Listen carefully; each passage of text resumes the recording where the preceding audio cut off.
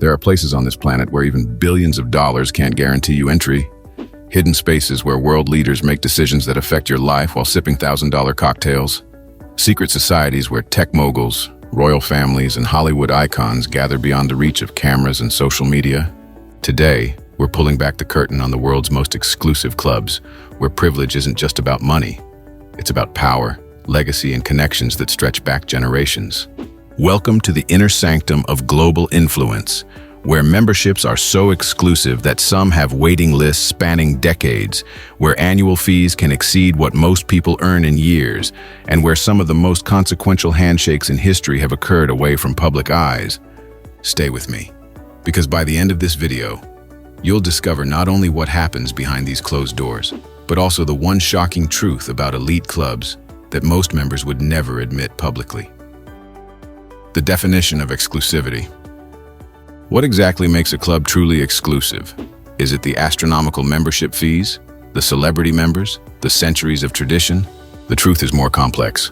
The world's most elite clubs operate on a principle that marketers and social media platforms have spent billions trying to recreate: scarcity as the ultimate luxury. Take Berenberg Bank's ultra-high net worth division. Not technically a club, but rather a banking service that won't even consider your application unless you have at least $30 million in liquid assets. But here's the twist. Even with that fortune, 70% of applicants are still rejected. Why? Because true exclusivity isn't just about wealth. It's about who you know, your family name, and sometimes secrets you're willing to keep. And the most exclusive clubs? They don't advertise. They don't have websites. Some don't even have signs on their buildings. If you have to ask how to join, you'll never be invited. But before I reveal the most secretive club of all, one whose existence has been rumored for centuries but confirmed only recently, let's journey through the tiers of elite membership around the world. Tier 1, the merely wealthy. For those with merely millions, yes, in this world that's considered entry-level, clubs like Soho House once represented the pinnacle of achievement. With locations in major cities worldwide, their rooftop pools and celebrity sightings created the illusion of exclusivity. But here's what insiders know. These clubs have become victims of their own success. With global membership exceeding 130,000, they're more comparable to an upscale airport lounge than a truly elite establishment. As one anonymous billionaire told me during my research, when your bartender can afford to join your club, it's time to find a new club. This leads us to the fascinating psychological phenomenon driving elite clubs: the constant pursuit of what sociologists call distinction. The moment a club becomes known to the masses, its true value to the elite diminishes. But if these are merely the outer circles of exclusivity, what lies beyond? That's where our story gets interesting. Because to understand the truly exclusive clubs, we need to travel back in time and behind closed doors. Tier 2. Historical prestige. The world's most prestigious clubs aren't in New York or London. They're hidden in plain sight in places you might never expect. Take White's in London. Founded in 1693, it's believed to be the oldest and most exclusive gentlemen's club in the world. Its membership list reads like a who's who of British aristocracy: Prince William, Prince Charles, and generations of prime ministers. But here's the shocking part. In its entire 330-year history, White's has admitted fewer than 5,000 members. For comparison, Harvard University admits more students in just 2 years. The club's most notorious feature? The betting book, where for centuries members have recorded wagers on everything from political elections to whether a particular raindrop would reach the bottom of a window pane first. Legend has it that during World War II, as German bombs fell on London, members calmly placed bets on which nearby buildings would be hit next. But even White's seems accessible compared to what some consider America's most exclusive club: the Bohemian Grove Mystery. Deep in the redwood forests of Northern California lies 2,700 acres of the most valuable real estate in America, not because of its location, but because of what happens there each July.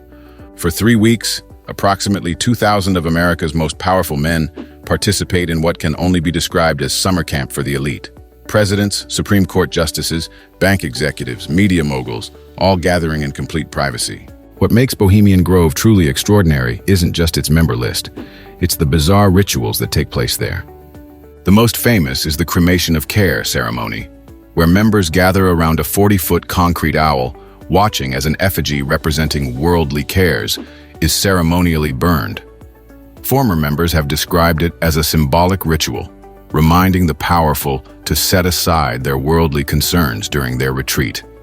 But here's what few outside the Grove know. Despite its reputation for debauchery, the real purpose is something far more practical: networking without scrutiny. As one former presidential advisor told me, more policy has been shaped around campfires at the Grove than in any committee room in Washington. But before you dismiss this as just another boys' club, consider this disturbing fact. Every Republican president since Calvin Coolidge has been a member, and the deals made there have shaped everything from presidential cabinets to multi-billion-dollar mergers. But as exclusive as Bohemian Grove may be, it pales in comparison to our next level of exclusivity. Tier 3. The global power brokers. When 120 of the world's most influential people gather each year in a different luxury hotel, with no phones allowed, no staff, no minutes recorded, and no statements issued, what exactly are they discussing? Welcome to the Bilderberg meeting, not technically a club, but an invitation-only conference so exclusive that simply being invited marks you as a member of the global elite. Named after the hotel in the Netherlands, where the first meeting was held in 1954, Bilderberg operates under the Chatham House rule, meaning attendees can use information from discussions, but cannot reveal who said what. The real power of Bilderberg isn't just who attends, it's what happens afterward. Analysis shows that within years of attending, participants often experience remarkable career advancements. A little-known Portuguese politician named Antonio Guterres attended in 1994. Within a decade, he became UN Secretary General. A young Arkansas governor named Bill Clinton attended in 1991. 18 months later, he was President of the United States. Coincidence? Perhaps.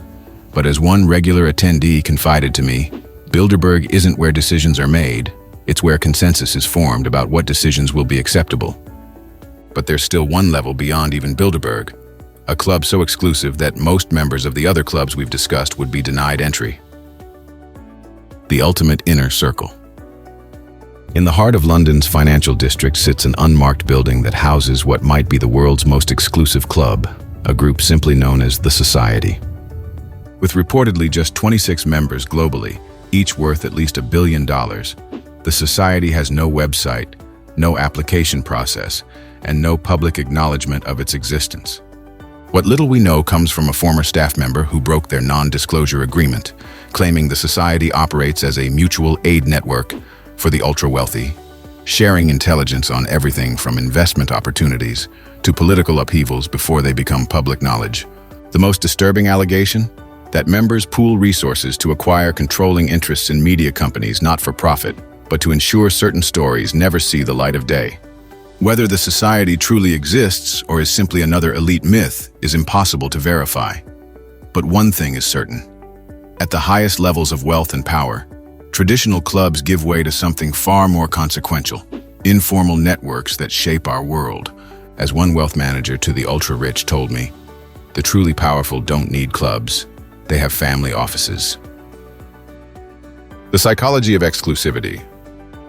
What drives humans to create these hierarchies of exclusivity? The answer lies in our evolutionary psychology. For thousands of years, humans lived in small bands where status determined everything from mate selection to food access. Today's elite clubs are modern manifestations of that same status-seeking behavior, but with one crucial difference. In hunter-gatherer societies, status was earned through contributions to the group. In today's exclusive clubs, status is often inherited or purchased. Studies show that members of exclusive groups experience measurable increases in serotonin, the same brain chemical associated with pride and confidence, simply by being reminded of their membership. But here's the dark secret. Research shows that after the initial thrill of acceptance, club members often report a phenomenon psychologists call the hedonic treadmill. Their exclusive membership becoming normalized, driving them to seek even more exclusive circles. It's a never-ending quest for the next level of distinction that leaves many feeling perpetually unsatisfied. The surprising truth.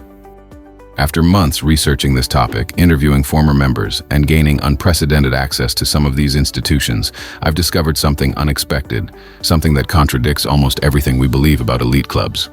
The most powerful people in the world are increasingly abandoning traditional clubs altogether. In an age of digital surveillance, social media, and rising populism, the ultra-elite have learned that visibility is vulnerability. The truly powerful now meet in constantly changing locations through temporary arrangements that leave no paper trail.